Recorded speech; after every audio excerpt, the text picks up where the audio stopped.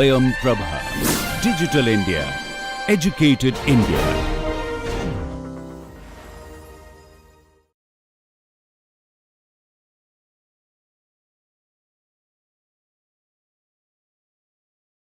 Let us try to understand about network virtualization in a bit more detailed fashion. The slide here with the picture shows exactly the composition of a typical enterprise network or a campus network, or even it could be mapped to a small scale data center, where we have the physical compute devices and storage devices, and also the network elements like the switches and routers that connect these compute and storage elements. And when we look at this kind of an infrastructure, and when we see how the virtual machines were envisioned, we think of having the hypervisors that are built on top of the compute elements, which abstract out the underlying hardware details and enable us to build the virtual machines on top of each of these compute and storage elements. And likewise, the vSwitch component here enables us to build the networking for these virtual machines that are built on top of the hypervisor. And the vSwitch component is acting as a virtualization layer within the hypervisor, within the perimeter of each of the physical resource or a physical compute device. And thus, through this abstraction, we would be able to implement and have what we can call or think of as virtual routers, the virtual switches, the virtual firewalls, and other networking elements that we would want to implement. But these would be within the scope of a single device or a single physical resource. What we can achieve in this is to have a bunch of networking elements that can be constituted and be able to make the virtual machines communicate and interact amongst these devices. Note, however, that we have not covered the actual networking elements or the physical switches and the routers in our vision of this virtualization layer. Hence, if we want to build the virtual routers and virtual switches that can enable us to communicate amongst multiple of these compute and storage devices and still present the same set of right abstractions with which we are able to build the virtual machines on a single physical resource, we want to build this networking capability on top of these resources, then we need what we would call as a network hypervisor that would encompass all of these physical resources as well as the virtual machines that we would have built and enable the interfaces so that we can rightly build what we can think of as the real virtual networks and even to build what we can see as virtual data centers. So here, now you can see that we are able to truly build the virtual routers that can connect anywhere across the physical infrastructure and even likewise the virtual switches and routers and run the specific workloads, the networking applications on top of these well interconnected network hypervisor. And to achieve this is the means for using the network virtualization. And hence, this network virtualization would then allow the administrators to create multiple virtual networks wherein we can logically segment or group the physical networks and make them operate as a single or multiple independent networks. And these virtual networks may span across both the virtual machines as well as the physical networks and also share the physical and virtual switches and network resources. To sum it, what network virtualization offers is as all sizes fit into one solution, in the sense that now we are able to break and disentangle the physical infrastructure and build the virtual infrastructure the way we would want to suit the needs of our elements and also expand the model that we would want based on the characteristics that is independent of the physical network. And this in a way provides us also to mix and match or have multiple heterogeneous architectures that would be running on a same physical network. And most importantly, this also enables us to have the innovations on the networking technologies done independently without having to affect or disrupt any of the running ongoing networking services. And instantaneously, such a method would promote for innovations and help build customized services and applications much more freely. And such a thing would give us a test bed for deployment and evaluation of new network architectures, which was the need of the hour. And overall, this network virtualization enables us to enforce the routing for communications between the virtual networks the way we would want them to do. We could even restrict or manage the traffic and also enable the functional grouping of the nodes within the network, like we have seen a virtual network A and virtual network B grouped on some principles of logical services that we would want to build. Nonetheless, all of this appears as a physical network that are independent on their own. One cannot distinguish between a virtual network and a physical network while operating on just the desired virtual networks. So to sum up, what network virtualization enables us is to have a slice of a network and enables us to use it the way a user wants to use without worrying about any of the other implications that it may have or disruptions that it may cause to anywhere else. And in a way, this is possible only because it is able to decouple the services that are provided by the physical network from the services that we would want to extract or juice out from the virtual networks. And in essence, this virtual network is like a container of network services that would be provisioned by the software and instantiated on demand, while the physical structure or the physical network is set in stone and built, which cannot be changed anymore. So this allows for a creation of multiple virtual networks on the same physical substrate. And more importantly, it's not just about creating the virtual networks, but also it enables the faithful reproduction of the services that would be provided by the underlying physical network, since these virtual networks that we have the ability to build share the same underlying physical network. Hence, we can consider each virtual network as a collection of virtual nodes, that is, the virtual routers, switches, and the workloads that would operate on these virtual elements, including the virtual links that enable to connect these virtual elements. And thus, it is a subset of the underlying physical network resources and coexist with other such virtual networks that are isolated from each other. And through this means, we are now able to share the network and build the desired topology abstractions. And by this, what I mean is that we can now have the ability to build the arbitrary or custom network topologies, which may not even exist.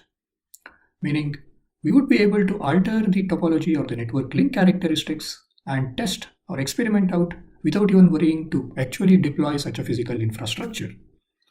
Second, when we share, it also means that we would want this sharing to be done in a way that the usage of the shared resources do not intervene or interpret with each other. And hence, the isolation guarantees through virtualization by the means of having different controllers for different users and traffic is also crucial in this mode of network virtualization. With all of this, it greatly enables the researchers to carry out their operational experiments, whether in bringing the innovative networking technologies or trying out some protocols which otherwise may not be supported by many of the physical devices much more readily and easily. And also, very importantly, if any of the services on a network virtualization pattern fail, they are confined to a specific virtual group.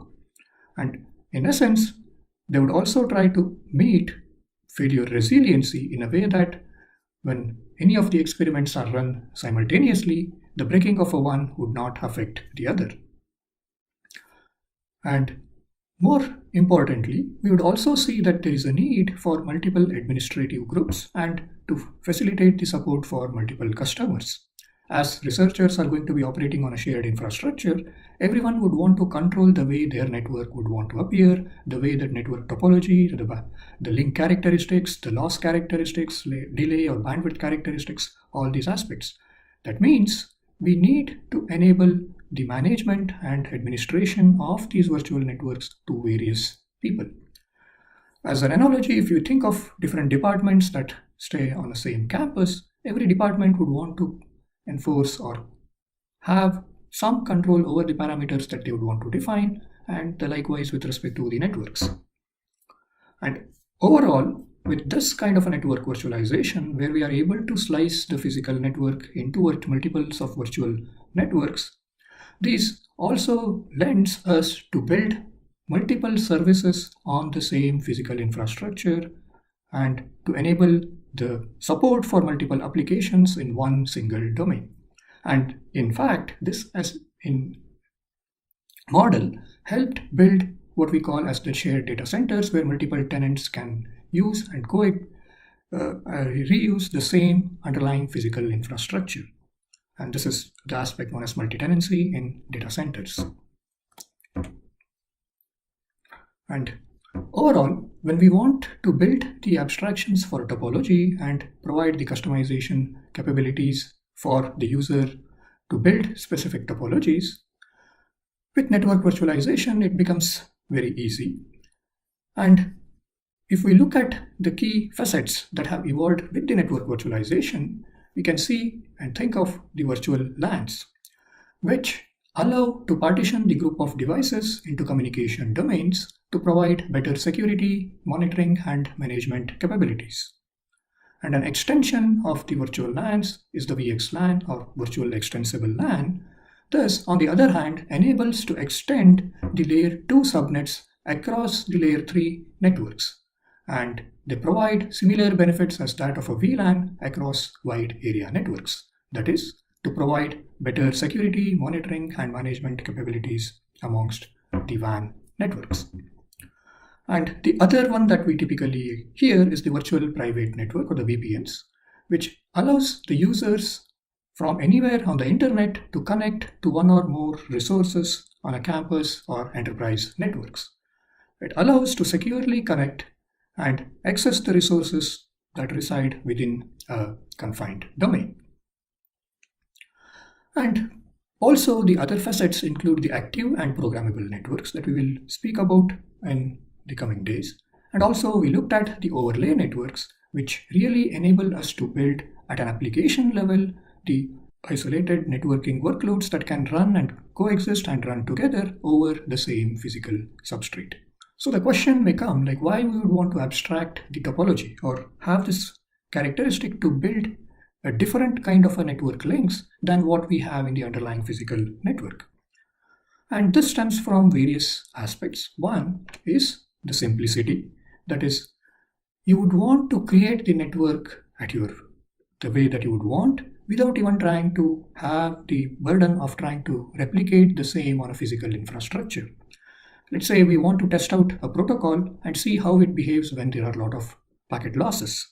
Then we cannot tweak the parameters on the physical links, but if we have the virtual links and virtual nodes, we can control these explicit characteristics of what would be the delay in packet processing, what would be the loss rate that it would encounter, and so on. So this provides us a very simple means to configure and set these characteristics. Also, our physical infrastructure may be limited in its space, in its size, and because of economic constraints, we may not be able to scale it out.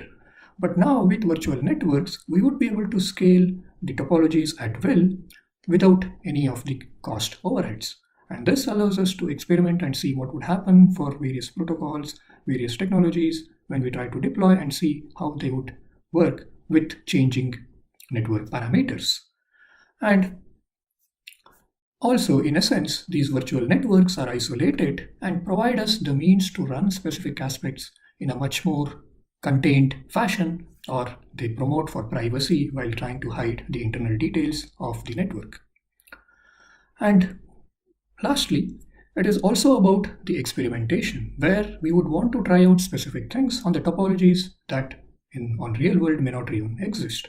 So this gives us the full freedom and flexibility to try out many things, experiment the way the users would want, and test out the things before anything can be deployed on the scale of internet.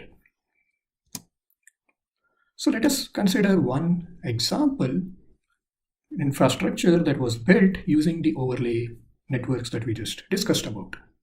And most successful in the history is the Planet Lab story.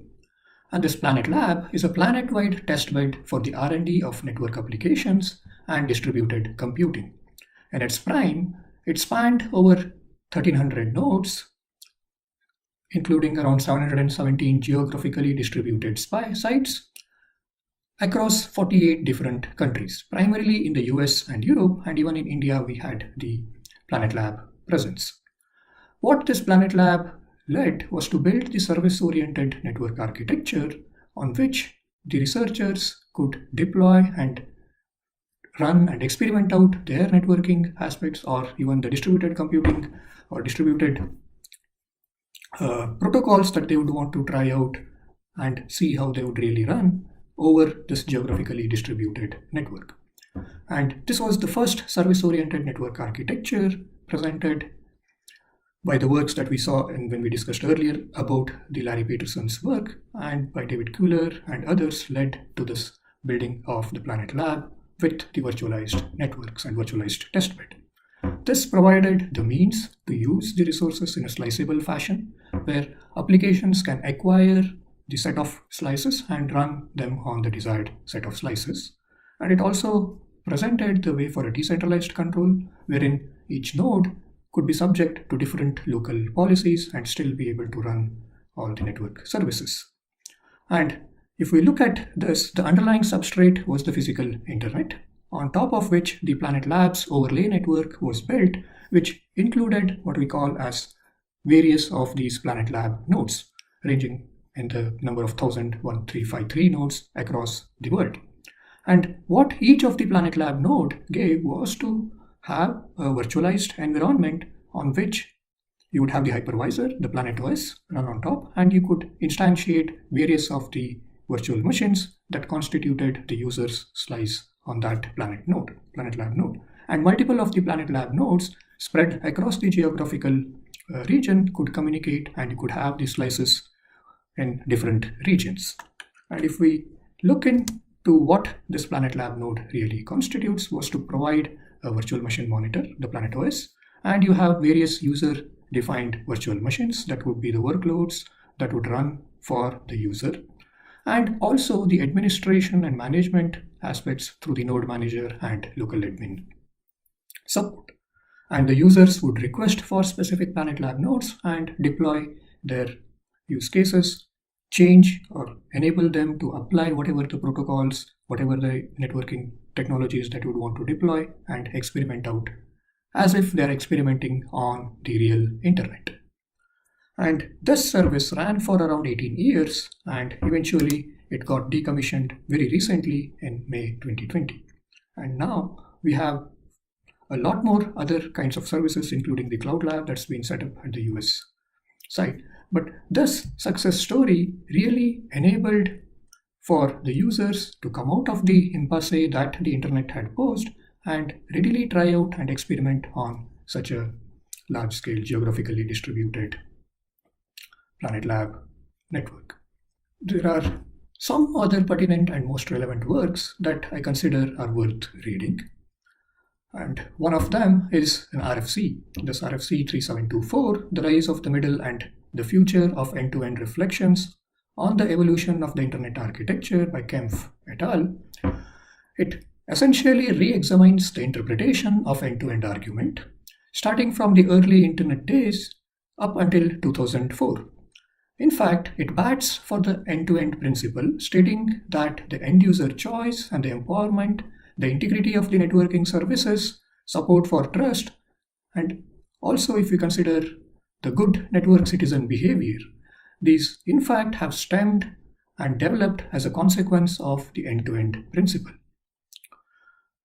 Nonetheless, with the increasing pressure to incorporate the services within the network, as we saw with the rise of the middle boxes and various other states that are being now plumbed into the network itself, it emphasizes and questions that any such proposal where we would want to incorporate the services which would add on to the state in the network, we need to weigh against the merits in a very thorough manner in terms of how it affects the integrity of the service, how it affects the support for trust, and how it is in fact affecting the end user's choices. And all these cases need to be thought before even such proposals be met. And that was the whole crux of this RFC 3724. But it really gives a good picture of how this end-to-end argument, which started in the early days as an argument, like I said, propelled for different design principles, and in itself being the fundamental principle, how its interpretation changed over time in terms of the middle and the future that was considered in the early 2000s. And the other work by Blumenthal and David Clark, Rethinking the Design of the Internet, the End-to-End Argument versus the Brave New World, is a very interesting paper. And this, of all the changes that are transforming the Internet, it batted to reconsider the loss of trust as early in the early 2000s to see what are the aspects that we need to think when we are trying to think of tomorrow's Internet. And it also emphasized that the simple model of an early Internet, that is a group of mutually trusting users attached to a network, is gone forever, and said that we should really be thinking for a tomorrow as the global communications which are eroded of the global trust, but only based on the local trust. And it also paints two specific pictures of the constraints that the technology imposed on the future Internet. One of them being the technological solutions, that being fixed and rigid in a way, and what we discussed at length about the ossification. And the other, a continuing tussle between those who would impose the controls and those who would evade them. And it calls to rethink the trust and security aspects in the Internet. I have given the links from which you can access the resource materials, but note that this is an optional reading material, and for the interested, I would really recommend that you go read these works. And to summarize, we have looked at the evolution of the Internet, starting from the early days of 1960s, starting as a packet-switched networks, to its meteoric rise of the Internet, where almost half the world's population is hooked to it as of today. And in doing so, we looked at the inherent design principles and learned that, as with any highly successful technology, the ossification of the Internet was also a natural evolutionary stage, and this problem, in fact, was very acute in the context of networking technologies because it's started to shield the effective computation and also became an obstacle to deploy any of the innovative networking technologies, which is also compounded by the high cost of the infrastructure and the need for agreement among the large number of stakeholders and organizations who often were seen to have competing interests. And these aspects created the barriers for network innovations. This impasse, network virtualization, was considered as the means to rescue from this phase. And virtualization support in network devices helped overcome the Internet ossification and also to address specialized requirements to deploy and experiment innovative networking technologies and protocols on the virtual testbeds without disrupting the established Internet. And over the next few lectures, we will then start looking into SDN, or the software-defined networking.